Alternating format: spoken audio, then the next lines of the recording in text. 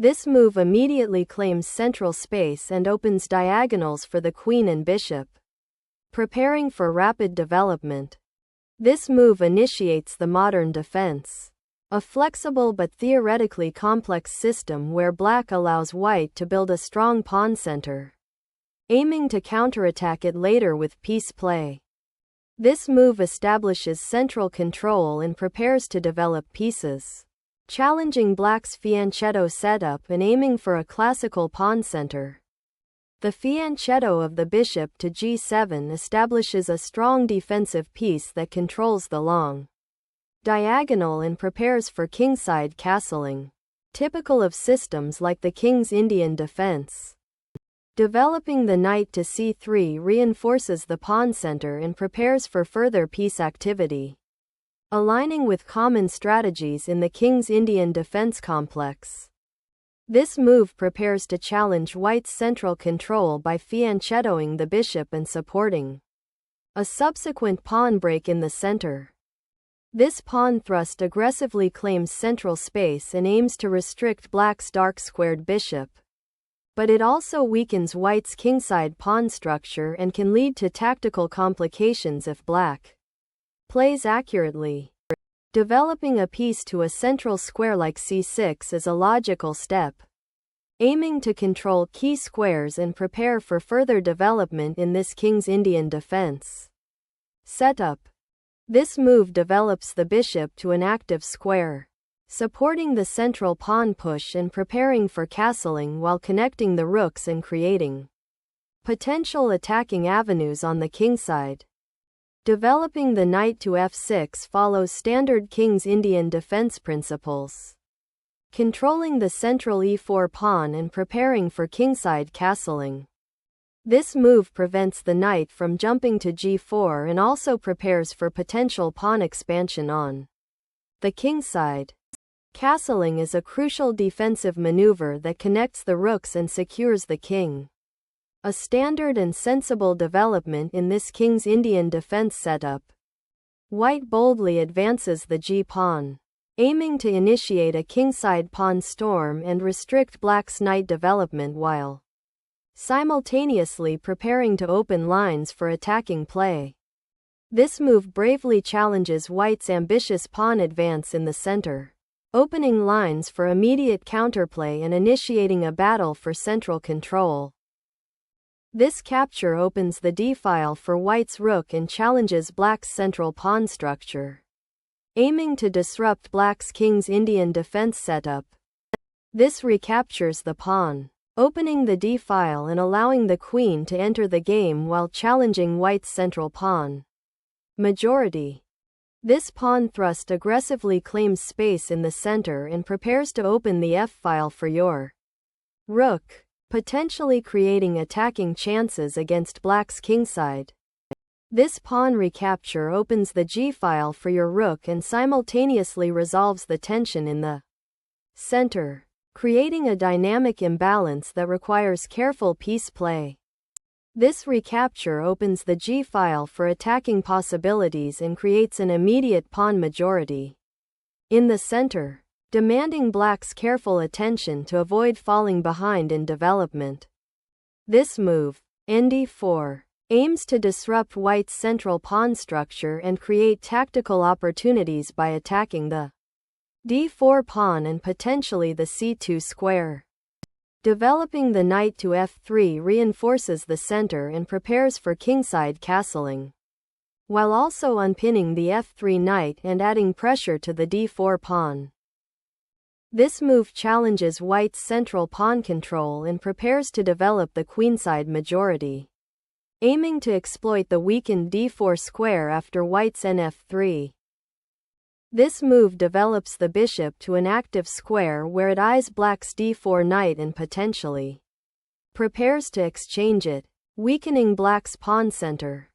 This move brings the queen into active play on the queenside, targeting white's weak c3 knight and potentially creating pressure along the b-file. This move, bxf6, aims to disrupt black's pawn structure by forcing the capture of the bishop. thereby creating doubled f-pawns for black and weakening their kingside control. Recapturing with the queen on f6 opens lines for black's rook and challenges white's attacked bishop, preparing to contest the center and potentially undermine white's pawn majority. This move activates the knight to a central outpost, directly challenging black's queen and threatening further infiltration into the queenside. This knight sacrifice immediately activates the other knight towards the king's flank, aiming to disrupt white's pawn structure and potentially create attacking chances in the now more open position. This move recaptures the bishop and maintains central pawn tension, preparing to consolidate the advantage of the bishop pair while eyeing the weakened dark squares on black's queenside. This check forces white's king into a more exposed position, potentially creating tactical opportunities for black to exploit the open diagonals and weakened pawn structure around the king. King's safety is paramount. This move prepares to retreat the king to a more secure square, avoiding the immediate check and developing the king's rook. This move develops the bishop to a more active diagonal, threatening the knight on d5 and preparing to challenge white's strong centralized pieces. This knight maneuver aims to reposition to a more active square, potentially targeting the d5 outpost or supporting a future kingside advance, while also guarding against immediate threats. This move repositions the rook to the d-file, aiming to pressure white's central pawn structure and potentially support a pawn advance or create tactical opportunities on the open file. The rook maneuvers to the g-file, creating an attacking battery with the queen and threatening to open lines against black's king.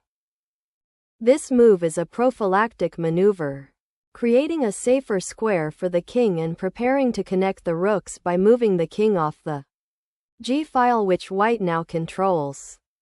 This move seizes the open f-file and aims to disrupt black's pawn structure, creating potential weaknesses while opening lines for white's rooks.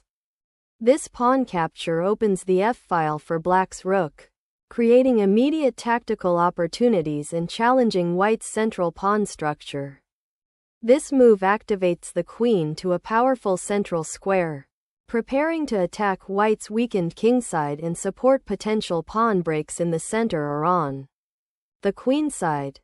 This move repositions the queen to a more active square, aiming to contest the central light squares and potentially support an attack on white's kingside pawns. This exchange of queens is a decisive moment, simplifying the position and leading to a king hunt with clear attacking lines for white, exploiting black's exposed monarch. This exchange, while appearing to simplify the material, leads to a highly unbalanced position where black's king is exposed and white's rook on the g-file poses a significant threat. This exchange simplifies the position, leading to an endgame where white's king is exposed but black has a structural weakness on the queenside. The king's final capture on g7 is forced and leads to a simplified endgame where white's two connected passed pawns on the g and h files will be very difficult for black to stop. This knight move repositions the knight to a strong central outpost, ready to support the pawn majority and potentially attack weak points in black's camp. This move 23. Rf4 aims to activate the rook onto a more open file and support the knight's potential advance while challenging white's centralized knight. This move repositions the king to a safer central square, preparing for potential king activity in the endgame and defending against immediate threats. The rook on f8 now supports the other rook on f4, reinforcing control of the d-file and preparing to challenge white's central pawn control. This move develops the bishop to a more active square, aiming to pressure black's e6 pawn and potentially target the king's flank, while also preparing for a potential queenside expansion or support for a central pawn advance. This pawn push opens a crucial diagonal for the black bishop, aiming to activate it and contest the vulnerable white kingside. This pawn capture leverages black's misplaced king and opens the e-file, aiming to disrupt white's coordination and create attacking chances against the exposed monarch. This move activates the rook to attack the weak pawn on g4, simultaneously preparing to potentially exploit the open h-file should white's king move. This check forces the black king to move again, allowing white to reposition the rook for potentially more advantageous control of the central files. This move strategically repositions the king to a safer square away from the immediate threat of the white rook and queen, while also preparing to support the rook on the f-file. The rook now controls the open h-file, preparing to support the pawn push or attack the opponent's king if it moves to the side of the board.